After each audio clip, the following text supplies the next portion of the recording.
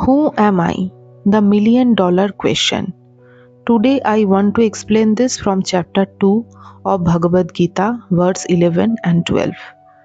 Before we go deeper, let's briefly understand what verse 11 and 12 are saying. Here Krishna tells Arjun, you are grieving for something that does not deserve grief. The wise do not mourn for the living or the dead.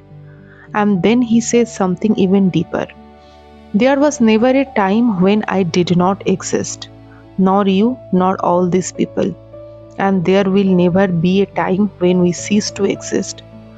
Now this sounds confusing because in our everyday understanding, we clearly see birth and death. People come into existence and then they are gone. So what does this really mean? Krishna is not talking about the body. The body is constantly changing. It is born, it grows, and it eventually dies. He is not talking about the mind either. Because if you observe carefully, your mind is also constantly changing. Your opinion change, your emotion change, your reaction change, sometimes within minutes. So neither the body nor the mind is stable enough to be your true identity.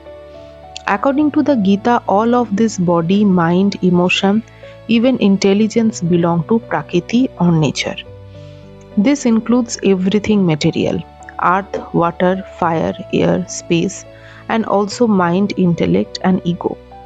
So in that sense, a stone, water, electricity, and human body all are expressions of the same Prakriti. They are all made of the same fundamental reality, just organized and expressed differently. Everything in Prakriti is constantly changing, transforming from one form to another. Creation, growth, decay, and again creation. So then the question arises, is there really no difference between a rock and a human? Yes, there is a difference, and that difference is consciousness. In the Gita, this is called Paraprakriti. Consciousness is not something that changes. It is not something you can see or measure. It is the simple knowing within you. For example, you say, I am tired.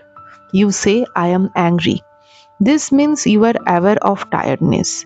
You are aware of anger.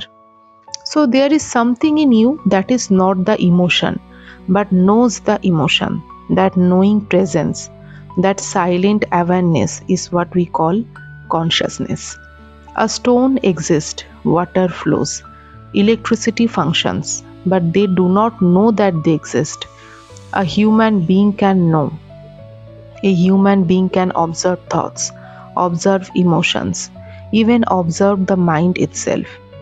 This ability to witness, to be aware, is what makes the difference.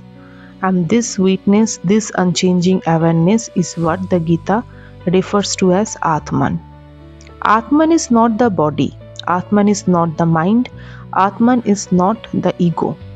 Atman is the witness of all of them. So when Krishna says, you should not grieve for the living or the dead, he is pointing to this truth. The body changes, the mind changes, life situation change, but the Atman, your true self, does not come and go. So the real shift is this. Instead of saying I am angry, you began to see anger is arising, and I am witnessing of it. Instead of saying I am lost, you began to see there is confusion, but I am the one who knows it.